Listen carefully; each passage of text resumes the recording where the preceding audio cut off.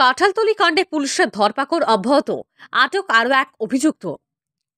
বাদুড়িছড়ার কাঁঠালতলীতে চালকদের ডাকা বন্ধ চলাকালীন সময়ে গুজবের উপর ভর করে কর্তব্যরত পুলিশের উপর হামলাজনিত অপরাধে দফায় দফায় পুলিশি অভিযান অদ্যাবধি অব্যাহত রয়েছে। বিভিন্ন ভিডিও ফুটেজের সূত্র ধরে একাধিক পুলিশি অভিযানে ইতিমধ্যে ৮ অভিযুক্তকে আটক করে আদালতে সোপর্দ করে স্থানীয় পুলিশ।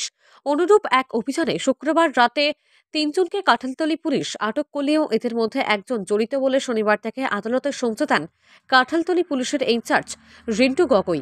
পরে তার ঠাঁই হয় জেল হাজতে। ধৃতের নাম বাহারউদ্দিন, বাড়ি কাঁঠালতলী এলাকায়। বাকিদের ধরতে পুলিশি অভিযান অব্যাহত রয়েছে বলে জানিয়েছে পুলিশ।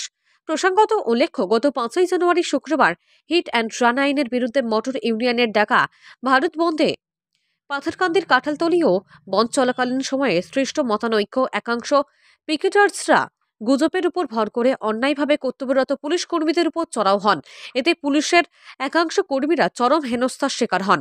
পরবর্তীতে বিষয়টি নিয়ে মাঠে নামেন জেলা প্রশাসনের শীর্ষ আধিকারিকরা। পরিস্থিতি সামলাতে জারি করা হয় ১৪৪ ধারা। বর্তমানেও বৃহত্তর এলাকায় ১৪৪ ধারা বলবৎ রয়েছে। পাথারকান্দি থেকে মলয় কুমার দাসের প্রতিবেদন, নিউজ পিবিএন বাংলা।